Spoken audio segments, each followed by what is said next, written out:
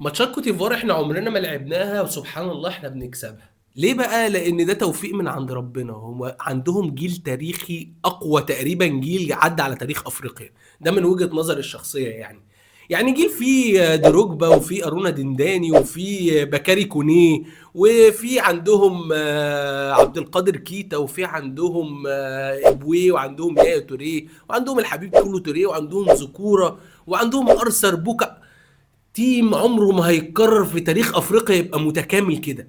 الفرقه كلها جامده، فمش طبيعي ان انت هتكسبهم كوره. عشان بس نبقى صراحه مع بعض، انا وانت كلنا عارفين، حتى الجيل بتاعنا التاريخي ده هم نفسهم اللعيبه ما كانوش مصدقين ان هم هيلعبوا اللعيبه دي ويكسبوها. يعني حتى انا فاكر في جامد قوي حسن مصطفى كان بيحكي على ذكرياته مع 2008.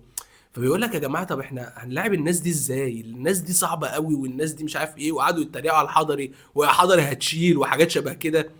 فقال لك خلاص احنا نروح نصلي الفجر، ويعني خلاص بقى ندعي ربنا وهنعمل اللي علينا. فيفاجئوا ان اللعيبه بتاع الكوتيفوار برضه فيهم مسلمين، ويلاقوهم في صلاه الفجر. يقول لك يا عم دول بيصلوا الفجر زينا، هنعمل ايه تاني؟ يعني هو الناس دي بتصلي كمان، هيعمل ايه تاني معاهم؟ فاحنا فعلا الماتشات بتاع الكوتيفوار دي ما بنقدرش ان احنا يعني نجاريهم كوره، وبيحصل فيها حاجات انا بسميها عفاريت مصر. يعني العفاريت بتاعت مصر بتحضر كلها في كل الماتشات بتاع الكوتيفوار تحديدا. يعني يمكن مثلا اتخن من كده منتخبات، يعني مثلا في منتخبات برضو كانت بتضاهيهم قوه زي الكاميرون وبتاع، كنا بنلعبهم كوره. يعني الكاميرون مثلا احنا نقدر نلعبها كوره وممكن نكسبها وممكن يكسبونا عادي، بتحصل.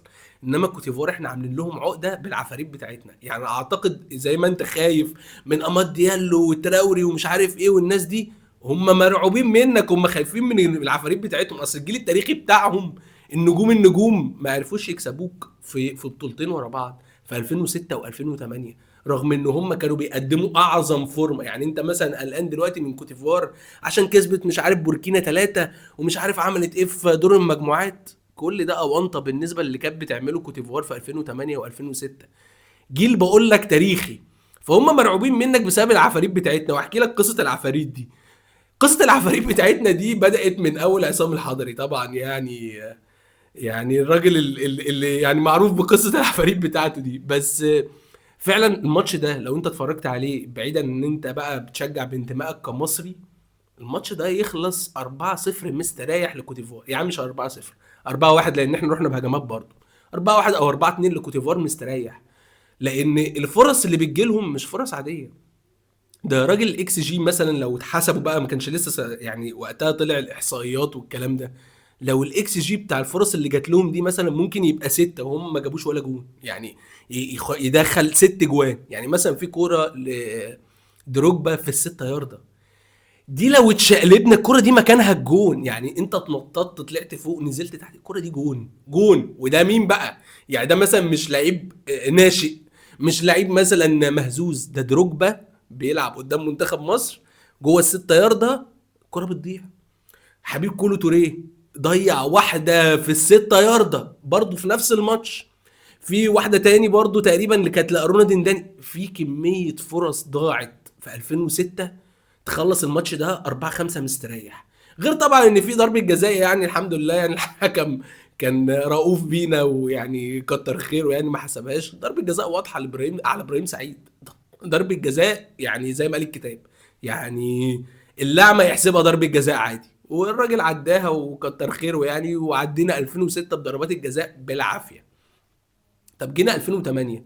2008 احنا لعبنا جيل، الجيل ده كان بيطلع نار من بقه حرفيا. يعني الراجل بقول لك يا توريه يعني بكلمك في اساطير في انديتهم بره. يعني دروجبا مثلا ده اسطوره في تشيلسي، يا توريه ده اسطوره في مانشستر سيتي، وراجل لعب في برشلونه. يعني راجل مش ما اعتقدش انه لعيب عادي. يعني بكلمك مثلا في عبد القادر كيتا، لعيب جامد قوي. لا بكلمك مثلا في ابويه ده كان باك يمين ارسنال لمده طويله. فبكلمك في لعيبه فشيخه. اللعيبه دي يعني لو موجوده دلوقتي كان 2026 ولا 2025، اعتقد ان يعني هياخدوا البطوله وهم حاطين رجل على رجل عادي خالص. لكن يفاجئوا برضو ان في العفاريت بتاعت منتخب مصر بتقابلهم.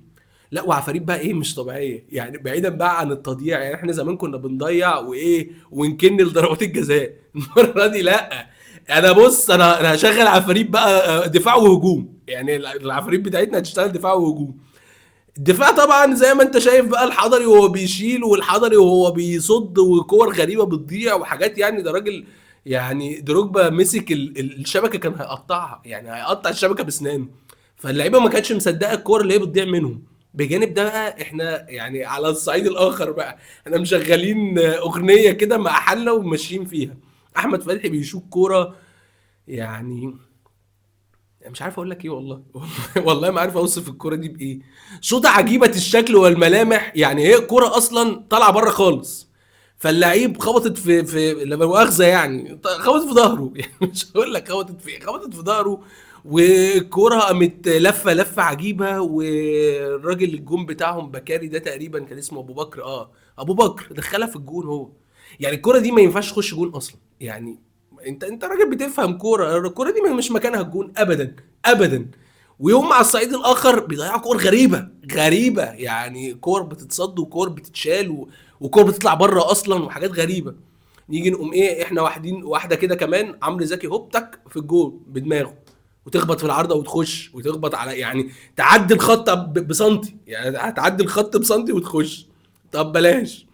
يجي كرة تانية عمرو زكي ما اعرفش، يعني حبيب كله توريه تقريبا اتجنن، جاله حالة ذهان ما اعرفش عقلي ولا جرى له حاجة. الواد ده جرى له حاجة، اصل مش طبيعي اللي عمله ده. هو يعني عمرو زكي ماشي قدامك في طريق مستقيم، عمرو زكي ما هتش، ما عملش حاجة، ما قالكش مثلا انا هرقص. وبعدين عمرو زكي يرقص دي صعبة قوي يعني، الحجم ده كله لما يرقص صعب. فهو الحبيب كله توني ما اعرفش هو شاف ايه، او سمع نكته قال له تعدي من ناحيه، ما اعرفش. والله العظيم انا ما عارف يعني ايه اللي حصل بالظبط، الحبيب كله توني ما اعرفش. فالراجل قعد يبص حواليه مرتين ثلاثه كده، فجاه عمرو زكي قال لك ايه ده، ده باين له عبيط ولا إيه؟ قام مديله واحده بوش رجله. والحارس طبعا اللي كان نازل ده كان حارس بديل اصلا بالنسبه لهم، وكان اول مره يلعب معاهم، وكانت قصه كده. وهوب دخلت في الجول. سبحان الله. فختمناها بقى بجون حلو بقى، خلاص بقى، ما احنا مش هنقعد نعك، بس ختمناها بجون حلو بقى. محمد زيدان بص الكوره لابو تريكه، ابو تريكه شمعها في المقص. فاحنا كسبنا ماتش كوت ديفوار كده 2008. 2021 بقى اللي احنا كسبناه برضو بضربات الجزاء. الشناوي بيشيل كور عجيبه عجيبه، يعني ما ده الشناوي، عشان بس تبقى عارف ده الحارس بتاع ده الشناوي. ثم بعديها ابو جبل بيشيل كور اعجب واعجب، ابو جبل برضو اللي هو يعني بيخش فيه جوان في البنك الاهلي عادي. فشلنا كميه فرص رهيبه. فجينا بقى لضربات الجزاء، ابو جبل ده كان الحارس البديل، شال ضربات الجزاء وصعدنا وفرحنا كلنا وبتاع. فماتشات كوت ديفوار انا مش عايزك تقلق من انت هتلاعب بقى الفرقه اللي هي زي ما بيقولوا كده، دي الفرقه اللي دايسه على الاخضر واليابس في البطوله دي. اماد ديالو بقى وشويه يعني نجوم تاني. بس اماد ديالو ده خد بالك في فرقته ما بيلعبش يعني، مع مانشستر يونايتد ما بيلعبش. مش بقول ان هو لعيب وحش، بقول ان هو لعيب جامد قوي برضه، بس هو ما بيلعبش يعني. فاللعيبه دي عندها رهبه من جواهم ناحيتك. فيا ريت نستغل الرهبه دي، واتمنى من كابتن حسام حسن يكمل زي ما هو بالظبط. احنا هنقفل وهننام ورا، نركن الاتوبيس يا باشا، ومش هنعمل اي حاجه غير راكن الاتوبيس، نقرب الخطوط من بعض ونعمل لهم زحمه كده، فالواد اماد ديالو ما يعرفش يروح فين، فيفضل عطلان ويباصي الكره لورا لغايه ما نقطع واحده، نبصيها بقى ايه للمكن بتاعنا بقى، الاستاذ عمر مرموش او الاستاذ محمد صلاح، وان شاء الله ربنا هيكرم واحد فيهم بواحده، نلطش واحده ونخلص الماتش وننام عليه بقى. وبرضه ايه يعني يشتغل شويه عفاريت بقى. حاجات بقى تيجي بقى فوق العارضه، وحاجات تلحس في العارضه، وحاجات تخبط في العارضه، يعني تمام، ما عنديش مشكله نكسب الماتش ده باي شكل.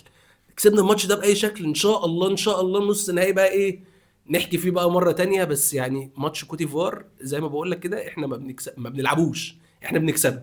فان شاء الله نكسبه برضو المره دي، ومش شرط نلعبه يعني، ان شاء الله نكسبه. ومش عايز بس ايه الاصوات اللي بتقعد تقول احنا ما بنلعبش كوره، يا عم مش عايزين نلعب كوره الماتش ده، انا مش عايز العب كوره خالص خالص، ومش عايز اعرف اي حاجه عن الكوره. نلعب باسكت النهارده، احنا هنلعب باسكت، بس يعني نكسب. نكسب يا باشا ونلعب اي حاجه، بس المهم نكسب.